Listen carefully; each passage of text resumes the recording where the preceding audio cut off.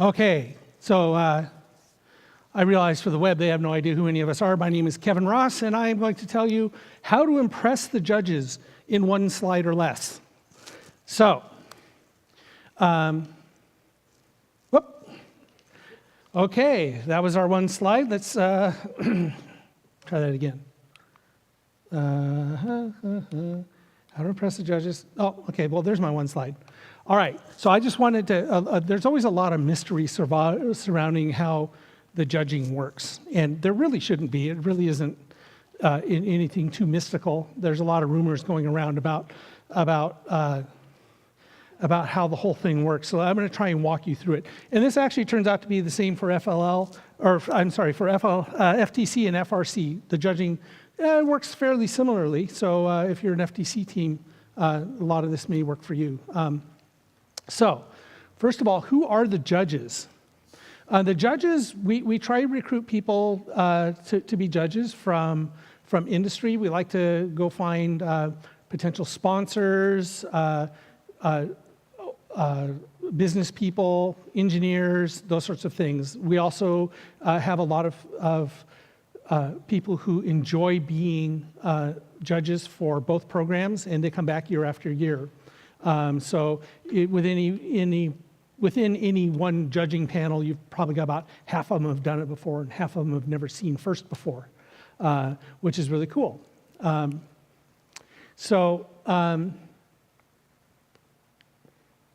There are no professional judges. Nobody gets paid for this. There was an interesting rumor going around that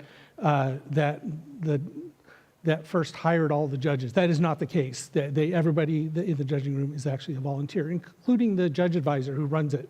I am one of the judge advisors for the FIRST Tech Challenge program. I'm the globe.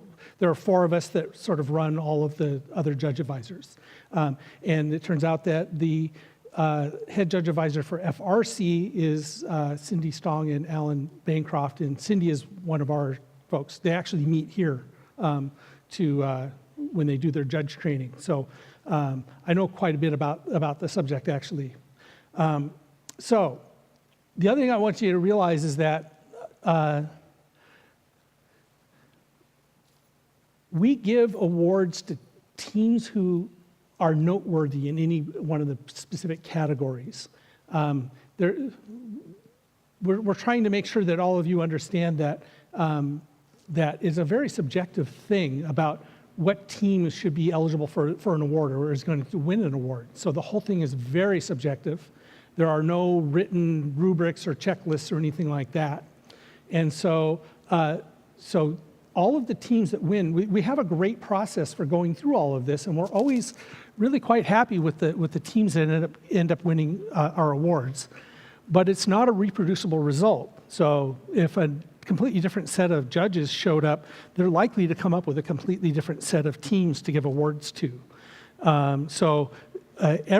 Teams who win awards on that day with that set of judges were just able to convey themselves, or circumstances were just right for them to be selected as the winner of an award.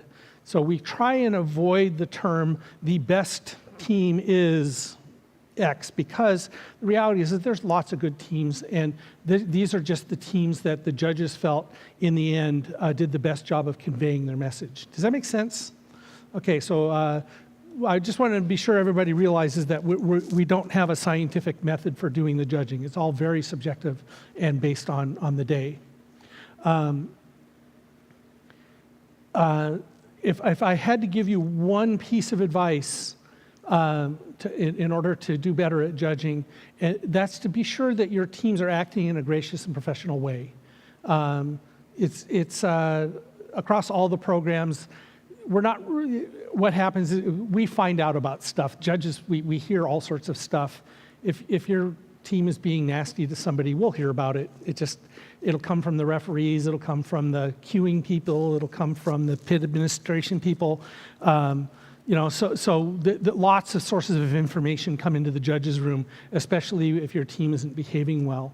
So it's sort of on you guys to make sure that your whole team is competing fairly, competing with spirit, but doing so graciously and professionally. So keep that in mind. The worst case is not being gracious, professional, and those are the ones that we normally hear about. The default is we assume that you all are, and the exception, which is the one that usually gets you into trouble, is when we hear that you weren't being. So, and it's, hey, you know what? It's hard sometimes. You're young. It's hard for me sometimes. I'm old, for crying out loud. Sometimes I lose my temper. Just keep that in mind. Okay, so what are the judges looking for? Well, interesting question. At the end of the day, what we're looking for is which team was able to convey what they did, what makes their team unique in a specific area, what does your team do especially well that makes you stand out, right? And super subjective on that. I wish, part of it is the demeanor of your team. Part of it is the information that you provided, and part of it is the information that the judges are collecting outside of being with your team. Most of the information comes from you. So the corollary to that is that if you have done something particularly well that your team is particularly proud of, you need to come up with a way, a thoughtful way of letting the judges know about that. If you've done some especially unique mechanism that you're super proud of, you should be prepared to explain that to the teams. I think of, Medical Lake, Team 4513 in Eastern Washington, at Worlds one year, ended up winning an award because they were able to describe their gear handling mechanism in Steamworks. It was very uniquely done, and it did all sorts of really interesting functions.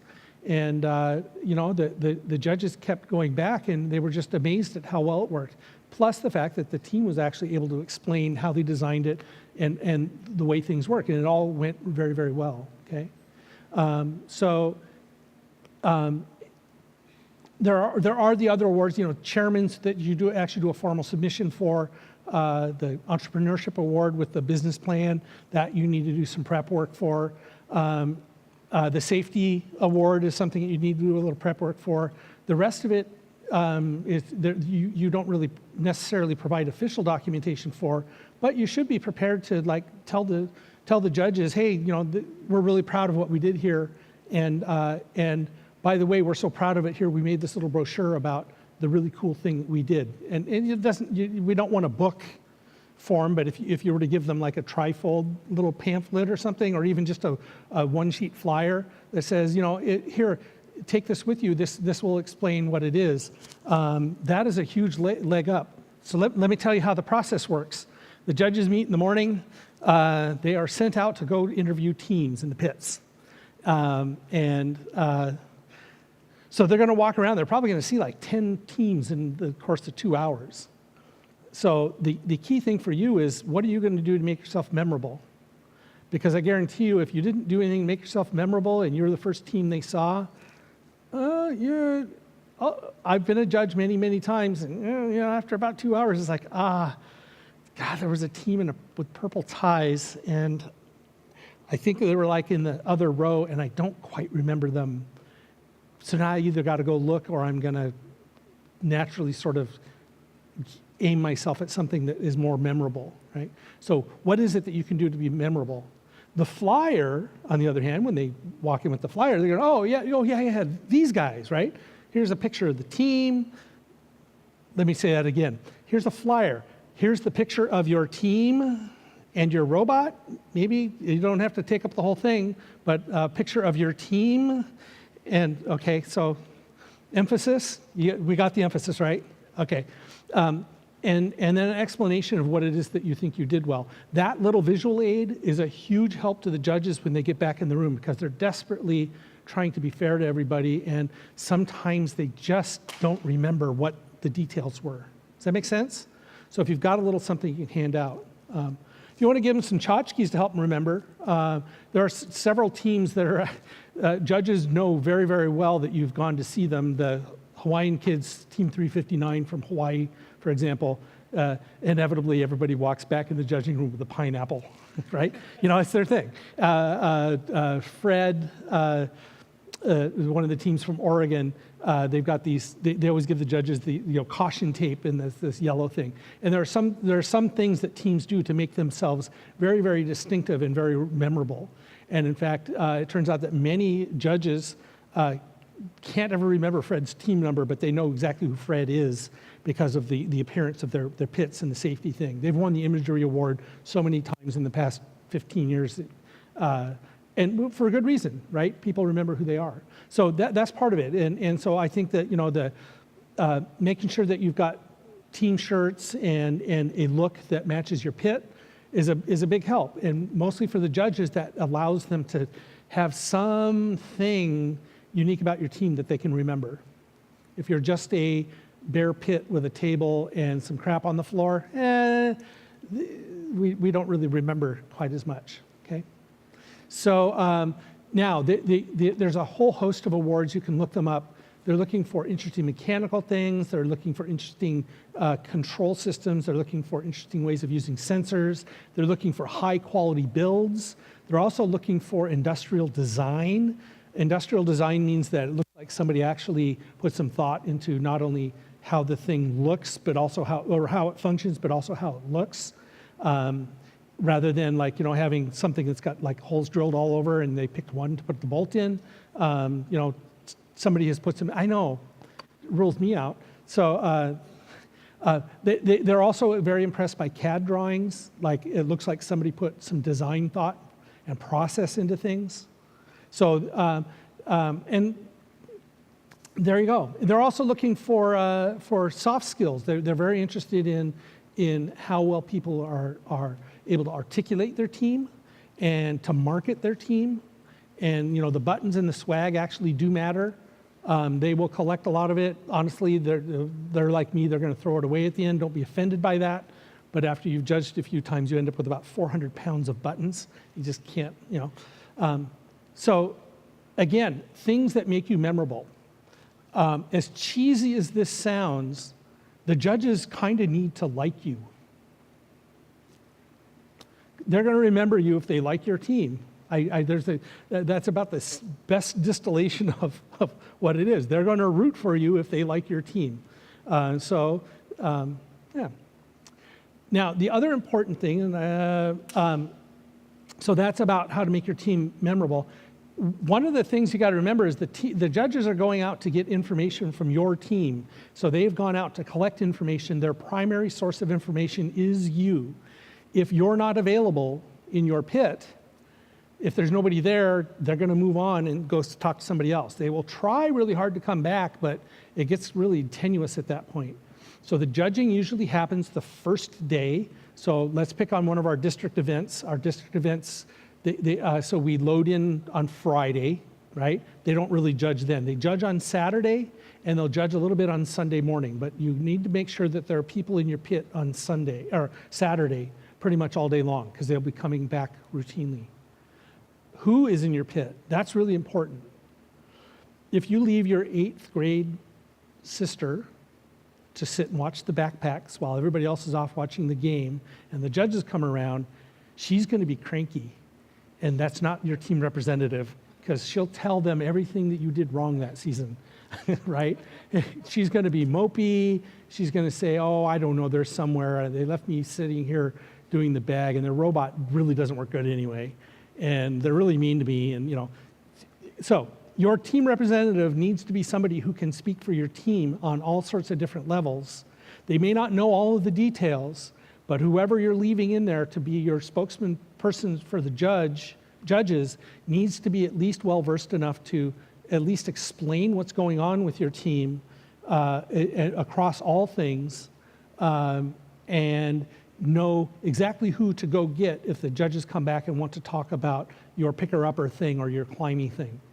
You can say, I'm not exactly sure, but I'm sending my teammate. So I would always leave 2 people in the pit, because inevitably you're going to grab Ashlyn and you're going to say, Ashlyn, go get Jacob, right? And off she goes to get him, while you can keep the judge's attention so he can come back and explain the specifics of that detail. Does that make sense? Judges are not interested in talking to mentors. They will be very polite and say, hi, how are you, and stuff. And then your mentors need to get the hell out of the way. And it's hard. It's really hard for them sometimes because they're very proud of what you've done and stuff. But the reality is the judges are never impressed by mentors.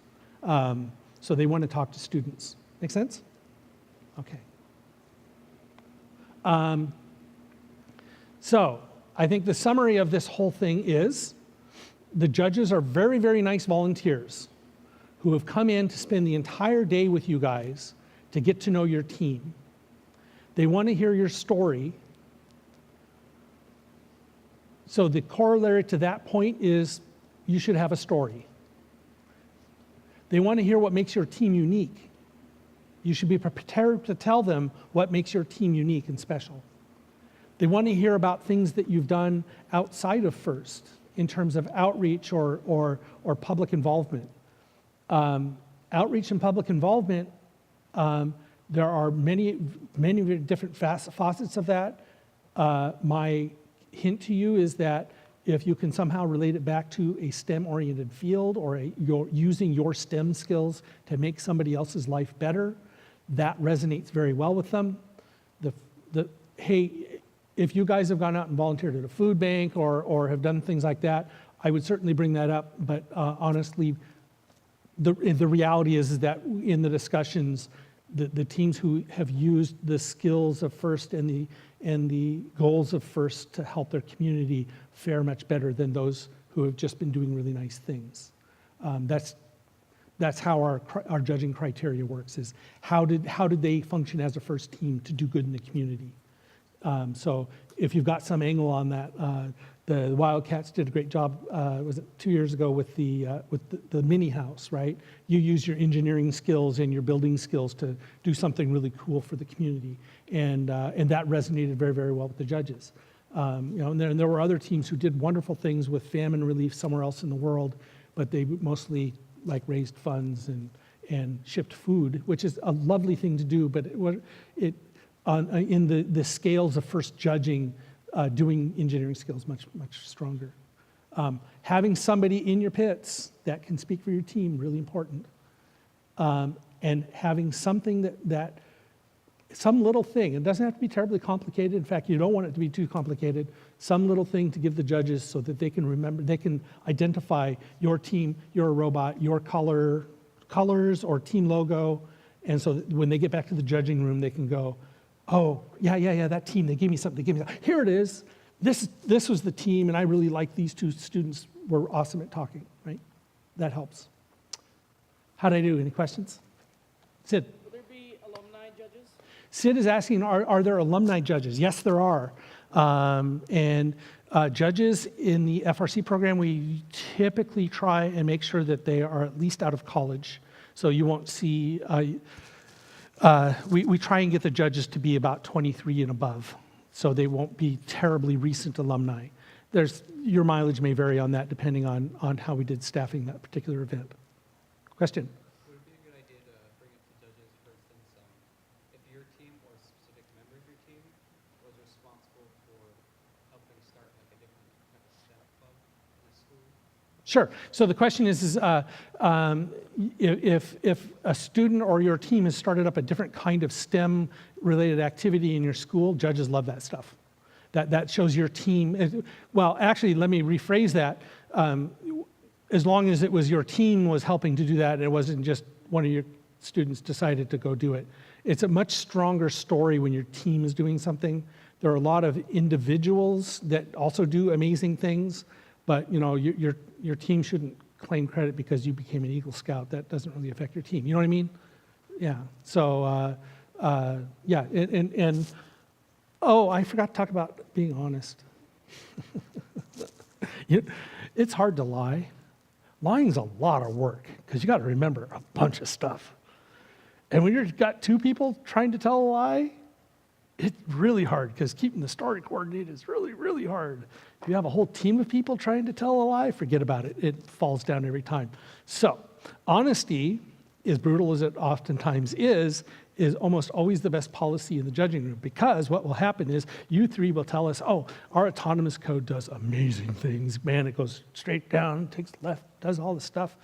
And the judge will be going, wow, that's really impressive. And then they're going to talk to those three over there, and they're going, yeah, we didn't really get the autonomous to work right. It really doesn't work well. Right?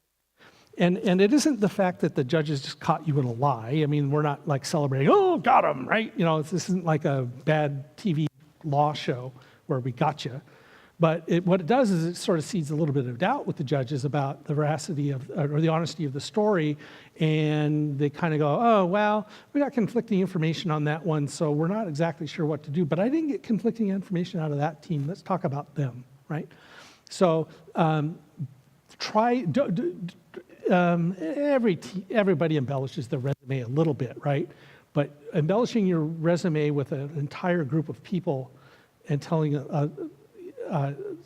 you know, you gotta stick with the truth, because and it's hard sometimes because you're really excited about what it is that you wanted to do, and sometimes that comes across as this is what we did do, even though it was actually what I wanted to do, and then the rest of the team may not back that story, or they'll have a seriously different opinion on it. So keep an eye out for that. Be careful with embellishments. You have a question?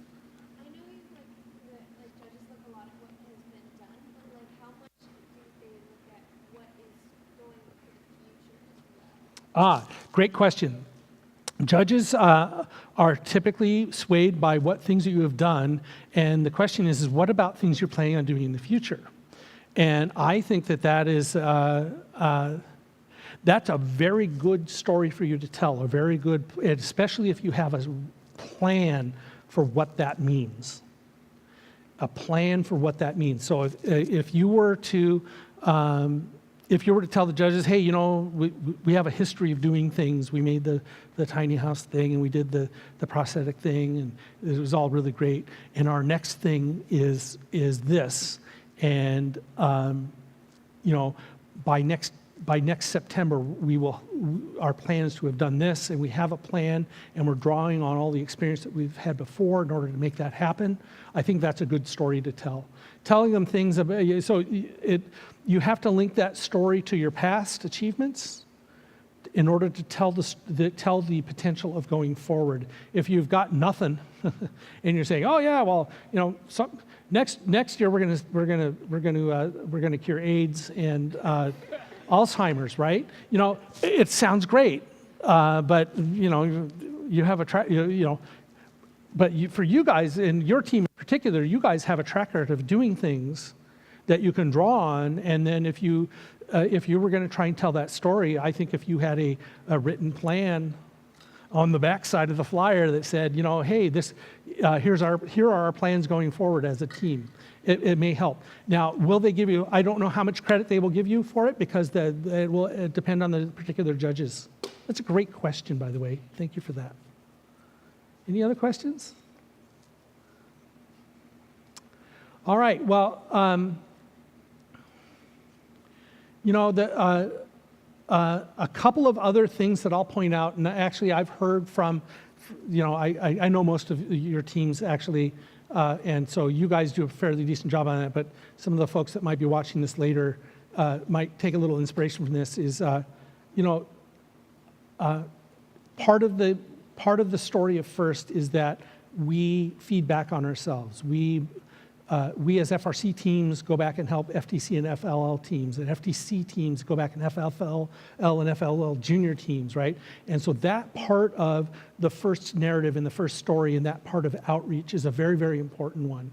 And if you are a team, especially maybe a second or third year team, trying to figure out how can we do a better job with awards, or what would make us more appealing as that, getting involved with FLL or FTC in middle school or something along those lines, and helping to mentor and bring up the next group of students is a huge way of cementing your reputation as a FIRST team. Plus, it's a lot of fun, and it's the right thing to do. And so making sure that you are engaged with those other programs is a huge catalyst for winning some of our bigger awards, like Engineering Inspiration or Chairman's.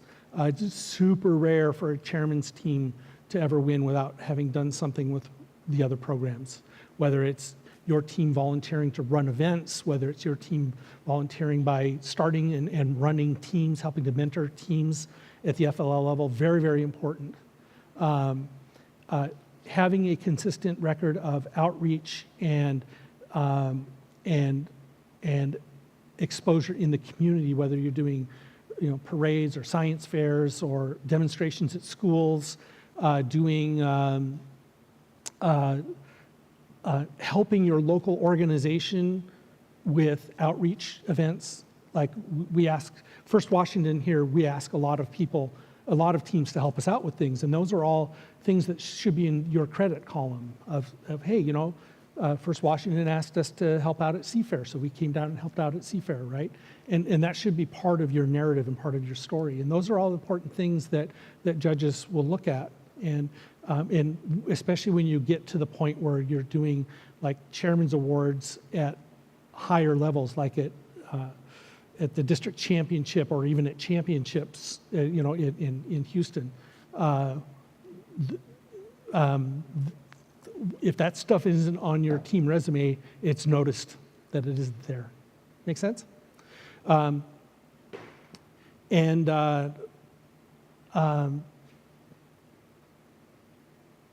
Being able to tell your story takes effort. Y'all know what an elevator pitch is? For those who don't, an elevator pitch is you just got in an elevator, stand next to Bill Gates, there he is. And you got 30 seconds, because he's hit the 17th floor. I got 30 seconds to explain to him what I'm doing that might interest him. And so having a very concise way of telling the essence of your team in 30 seconds or less, the uniqueness of your team in 30 seconds or less is a really interesting exercise for your team to engage in and to try it. And I'll be honest with you, you got to practice it. Because if you don't, it's hard to come up with off the top of your head. Here's an example. So I'm the founding chairman at First Washington. I got in the elevator with Bill. I go, "Hi, Bill. So, I've been working with an organization called FIRST, and our job is to inspire young people to become leaders in science and technology. We do that by having them do after-school project-based learning through robotics in large teams. It's a great way for students to pair up with industry mentors, to learn from the pros, and to have all of the trappings that they would normally have in a sports team, but it's a much more intense and intellectual venture, and we are generating, rather than generating sports athletes, we're generating engineering athletes and needed people that our society needs, and that's an important part of our mission, and we'd really like to have you join us in that, right? So that was, I don't know, probably 35 seconds or so, but having something, and I've thought about this before. I just made that up while I was standing there. But I mean, being able to come up with something like that, I'm very used to talking in public and in front of cameras, right? Or in front of people. You guys need to practice that sort of thing and come up with what are the key points that you would like to convey in a very short amount of time and do it very concisely. That make sense? It's a really good skill to develop because remember the people that your network of folks. Yeah. This is where if you can spit out very concisely what it is that you're working on, you'll get one of two reactions: is like, "Oh, that's nice. I've been racing horses myself," and and they're going to move on, but at least you got your information to them. Or they're going to turn around and start asking you questions about it. You prefer the latter, but the former is good as well because at least you got your point across, and hopefully they listened to you before they headed off on their topic. But what they're going to do is they're going to end up going and talking to that person over there, and that person's going to say, "Oh, yeah, I'm doing some stuff with engineering and stuff," and the horse racing guy's going to, "Oh, yeah, so you should talk to her," right? That's how this whole thing sort of works, sort of marketing yourself. Does that make sense? Okay. That's a long-winded way of saying that. Okay. Well, thanks for listening to that one, and I appreciate that very much. And we will go on to the next topic.